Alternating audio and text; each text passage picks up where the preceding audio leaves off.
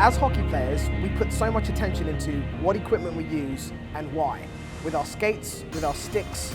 Sticks, you want to make sure you have the right curve, the right flex, the right grip. Now, with our skates, we like to think about them in the same way, but what about the blade?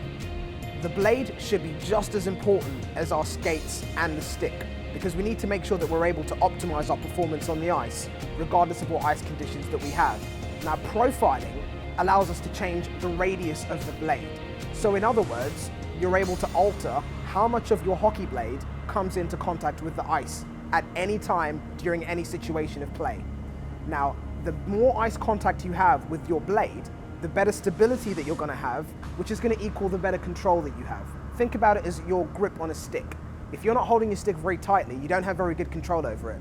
Now, if you hold it nice and tightly and you have a secure grip, you're able to control your stick much, much better, almost treat it as an extension of your body. And that's exactly what profiling allows you to do with your skates. Today we're on the ice with the Peterborough Phantoms and Prosharp, who are taking us through the different profiles they offer us as players. From a single radius, which is a single point of the blade being in contact with the ice, all the way up to something that we didn't even know existed until we spoke to Prosharp, which is a quad radius. 4 separate points of the blade in constant contact with the ice, regardless of what we're doing. We're going to see what the players think about it at a professional level to see how it's going to be able to help them perform to the best of their ability. How profiling differs from sharpening is with sharpening a blade, we alter the hollow depending on ice conditions or player's preference. Now, profiling is altering the entire blade's radius to change the contact points on the ice.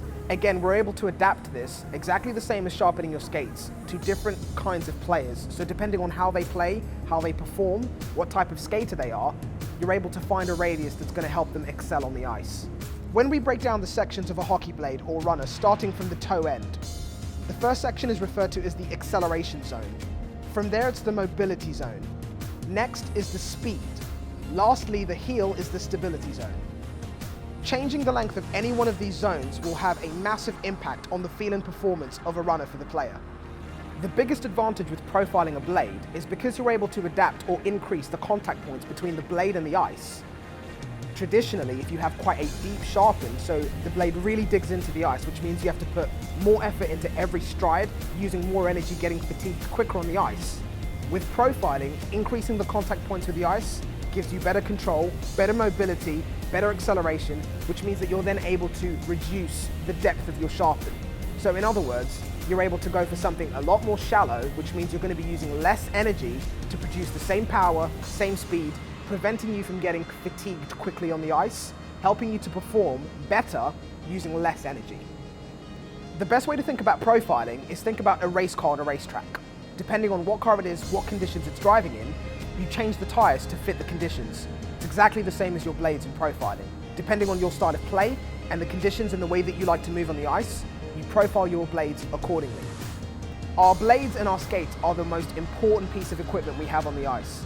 So doing anything and everything we can to give us an upper hand over our opponents and help us excel on the ice is essential. Let's find out exactly how big a difference profiling makes.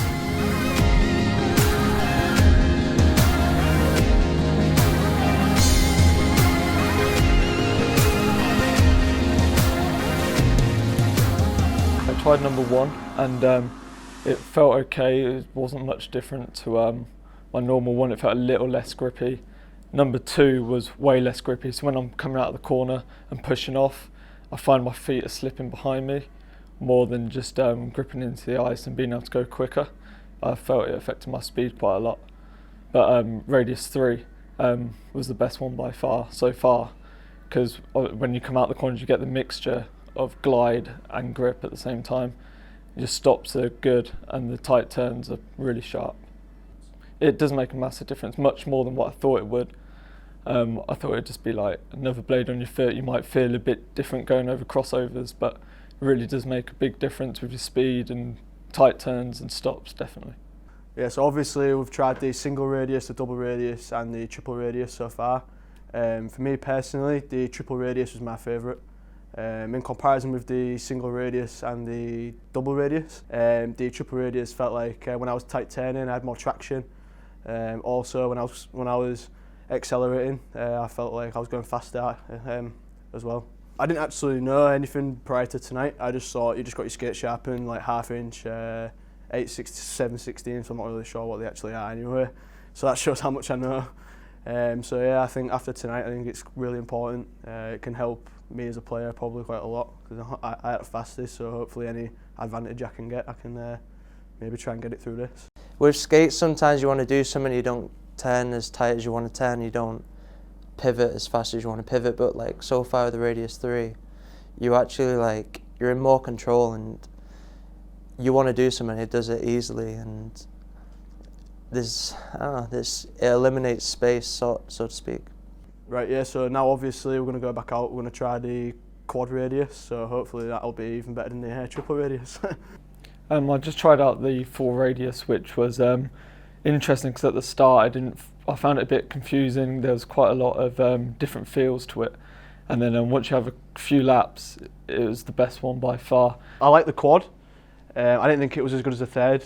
This one I tried, the triple one. I preferred the Radius 4. I think I preferred that over them all, just purely because I said the Radius 3 was more like you felt like you was properly ice skating to their full potential, but I think Radius 4 was, it just felt like you was more in control, knew what you was doing, your skates wanted to do it, your blade wanted to do it, more importantly. It was just more smoother, but I think it's pretty important, like if it gives you an extra step in the corner, extra step closing the guy down, it's pretty important. In terms of the profiling now, I feel as though the profiling makes more difference in the actual skate grind itself. That's just what I've learned tonight though. So from now on I quite like my skates to be profiled, please. So going back to my original steel, obviously I had fresh steels on.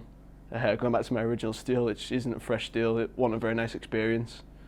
Going back to my original runners was it's horrible. Knowing I've got a game Sunday on them, it's not a good feeling. The toe was huge on the front of the blade and it just felt disgusting.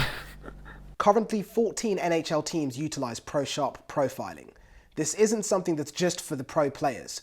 Profiling from Prosharp is for every single player on the ice. Find your nearest pro shop that has Prosharp Profiling, and if it doesn't, request it.